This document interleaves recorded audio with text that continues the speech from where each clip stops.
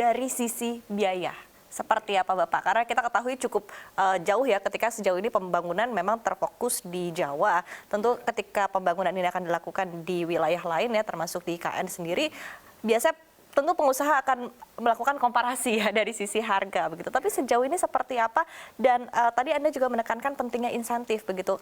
Ketika tidak ada insentif, seberapa berat biaya yang dialami oleh para pengusaha untuk terus menyuplai pasokan ataupun juga kebutuhan untuk IKN? Ya, kita lihat IKN itu satu program tadi sebagai epicentrum pemerataan ekonomi membutuhkan dana kurang lebih 466 triliun. Ya, di situ melibatkan 3 sektor.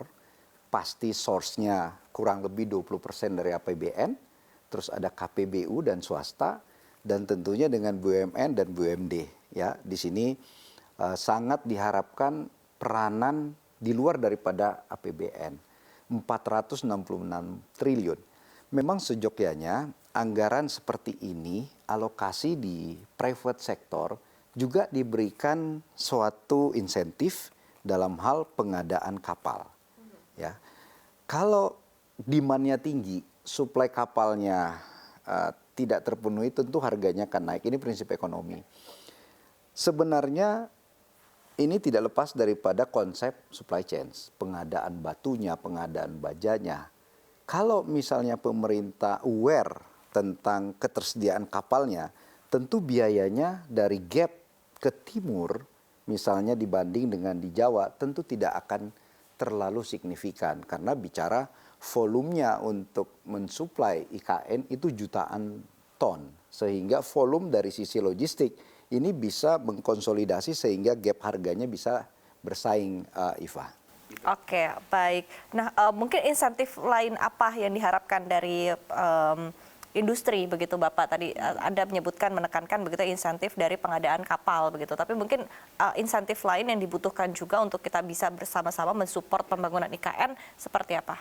Sebenarnya insentif itu berupa kemudahan akses perbankan, ya, sehingga pelayaran nasional yang bukan hanya milik BUMN ini juga bisa dipermudah. Satu, tentu yang tidak kalah pentingnya adalah komitmen pembayaran daripada pemegang proyek infrastruktur itu, biasanya BUMN. Ya, ada pembangunan perumahan, ada waskita dan lain-lain dan teman-temannya. Nah, maksud saya komitmen pembayaran kepada private sector, terutama supplier daripada agregatnya beserta shipping lainnya, ini betul-betul harus dijaga. Oke, komitmen seperti apa? Mungkin bentuk payment seperti apa? Mungkin dengan instrumen keuangan yang serta-merta bisa dicairkan oleh pelaku pelayaran maupun logistik. Ini menjadi isu krusial, soalnya tidak jarang pembayaran itu tertunda ya sampai bisa 2-3 bulan. Tentu cash flow daripada pelaku logistik nasional ini terganggu sehingga layanan dia juga akan terganggu. Ujungnya adalah proyeknya akan terlambat karena ada target-target pemerintah pusat untuk menyelesaikan pembangunan itu. Begitu, Iva. Oke, baik. Nah, tadi Anda menyebutkan spesifik ya tadi untuk peningkatan demand ataupun juga permintaan dari baja begitu. Tadi Anda juga menyebutkan ada permintaan lain yang juga tentunya akan sangat besar, cukup besar, ada semen, batu, pasir dan juga lain sebagainya. Nah, ini seperti apa dari demand ataupun juga perkiraan permintaan ini akan bertambah, Pak Akbar? Ya, ada target dari pemerintah 17 Agustus ini Istana Negara harus siap. Dan progresnya kalau saya ikuti, karena saya mungkin 4-5 kali sudah visit ke sana, dan sebagian daripada kebutuhan istana itu disuplai daripada Krakatau Steel, ya, seperti bila-bila yang pertama.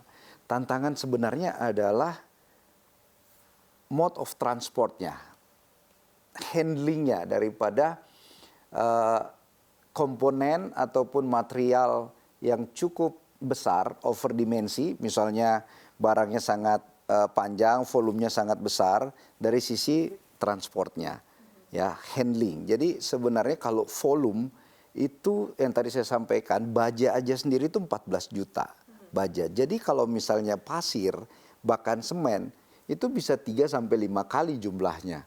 Itu pun progresnya 5-7 tahun ya.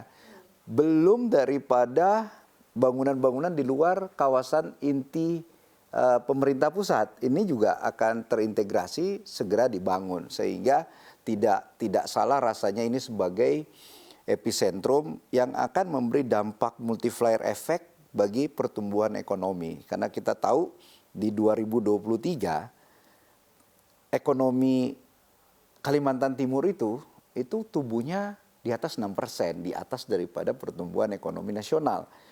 Kebayang tidak pada saat IKN ini terus jalan, tentunya dampak ekonominya juga semakin tinggi sehingga ketergantungan atau distribusi ekonomi khususnya juga manufacture ini juga bisa terserap di IKN ini, Iva.